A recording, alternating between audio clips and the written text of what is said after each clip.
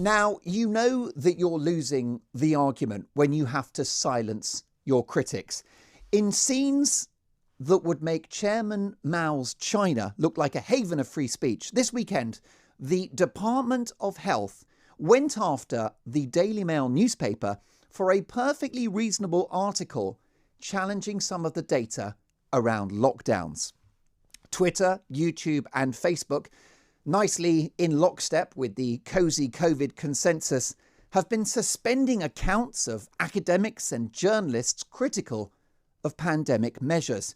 In one extraordinarily eye-watering moment of censorship, YouTube removed a video of Professor Carl Hennigan, Professor of Evidence-Based Medicine at Oxford University, because he discussed his article in the Spectator magazine. Now, the Spectator magazine is a venerated journal which is 192 years old. And in that article, he reported on a peer-reviewed study from Denmark saying masks aren't much cop. We've seen our physical freedoms curtailed since March.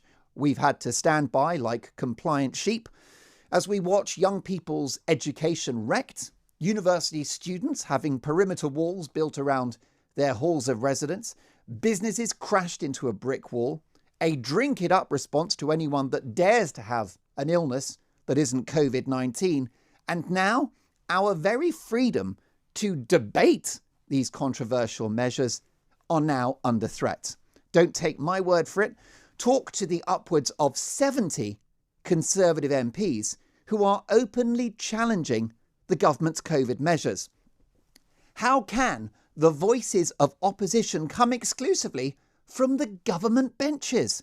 I will never forgive this government for exacting such reckless damage on our country without compelling scientific proof that we always needed to, particularly that wretched and damaging second lockdown. But I also can't forgive the parties opposite for saying nothing and often asking for more. So now the big sell from the government, as we have just heard live from the Prime Minister and the Commons, is the snake oil of tiered restrictions. Tier 1, Tier 2, Tier 3, but of course stricter. So is a stricter Tier 3 actually Tier 4? I mean, what's next? Tier 5, Tier 6, 7, 8? Why don't we go the full Spinal Tap and turn it up to 11? We have to ask these questions. What we've heard in the Commons just now is basically a description of a national lockdown in all but name. A national lockdown by the back door. Lockdown light. The tiers are a fig leaf for the same debatable policy. This level of manipulation of the language for political effect would have George Orwell spinning in his grave. Today we brought you an announcement of yet another new vaccine. Great news, of course. This one from Oxford University. And apparently the vaccine is so stable, it can even be stored almost room temperature, which is fantastic news. But the wonderful vaccine news is actually fool's gold. Not because it won't ultimately be very useful and hopefully highly effective, but because it emboldens the government's strategy of locking us down for many months to come. The Sunday Times yesterday suggested we'll be in this tiered hell until, wait for it, Easter. Now, we're not big on censorship here at Talk Radio. The home of free speech clues in the name.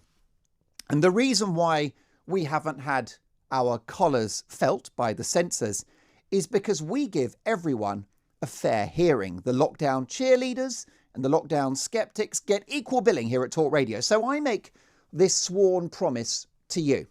On this radio station and on my watch, no one has the monopoly on empathy. No one has the monopoly on the science or the facts. No one has the monopoly on the truth. We will continue to back the rules as we always have and always will. Perhaps reluctantly, but we will always follow the rules. But we won't take it lying down. And we won't give this government a free pass. We will call out the fact that the R rate was clearly heading downwards and cases were flattening before the second damaging national lockdown. We will draw attention to the millions of missed appointments for other illnesses. We will give a platform to people whose lives and livelihoods have been wrecked and devastated by the sledgehammer to crack a walnut approach of lockdown. And we will call out the absurd comical scenes of 12 police officers trying to close down a gym in Essex, or a pair of local Jobsworths entering a greeting card shop like a SWAT team from the FBI. We will draw attention to the absurd overreach of being told who you can hug at Christmas and what is not an essential item. How bloody dare you?